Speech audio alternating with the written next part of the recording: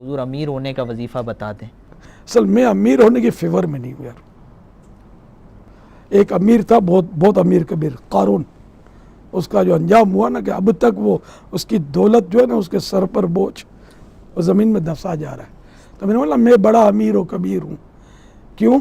दर मुस्तफ़ा का फ़कीर हूँ। यानी सरमायादार होना, मालदार होना, ये मेरे नज़दीक, ये मेरी, देखो अपनी बात है, मतलब बोलते हैं ना जमहूरियत है, तो मेरी अपनी सोच है कि मालदार होना अच्छा नहीं है।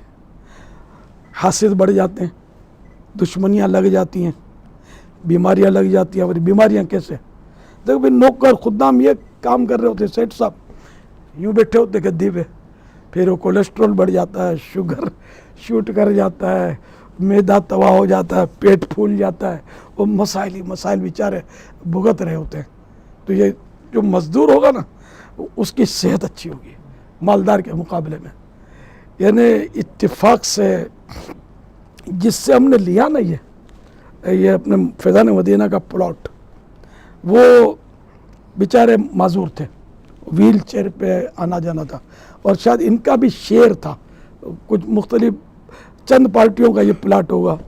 तो उनसे ये आए थे फैज़ान मदीना, मैं भी था, हमारी कुछ बातचीत हुई।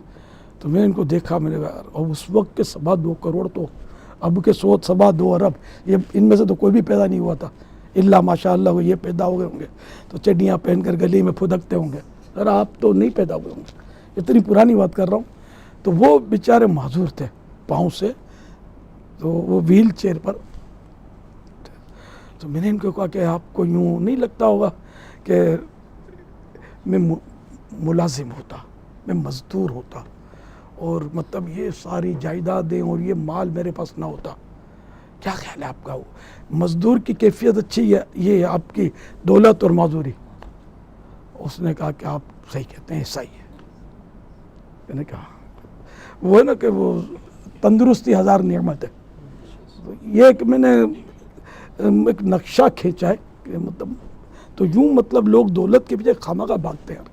ईमान की दौलत की मजबूती के लिए कितनी कोशिश की। यानी नमाज जब हम मस्जिदों में, मैं अपने लड़कपन की बात करता हूँ, वो नमाज के बाद, क्योंकि अब तो एक अरसा हुआ मस्जिदों में नमाज के लिए वो सिक्योरिटी इशू है, तो फ्रेम में लगी रहती है। तो इसमें रोज़ी में बरकत का भी एक वजीफ़ा था हमारे मोहल्ले की मस्जिद में, या अल्लाह या अहद, इस तरह शुरू होता था।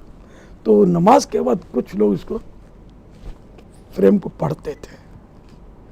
तो यूँ मतलब रोज़ी में बरकत की सबको फिक्र है।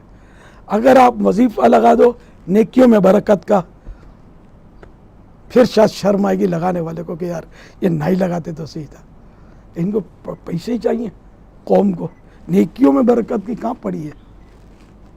दुनिया में सुख सब तलाश कर रहे हैं, कब्र के सुख की किसको पड़ी?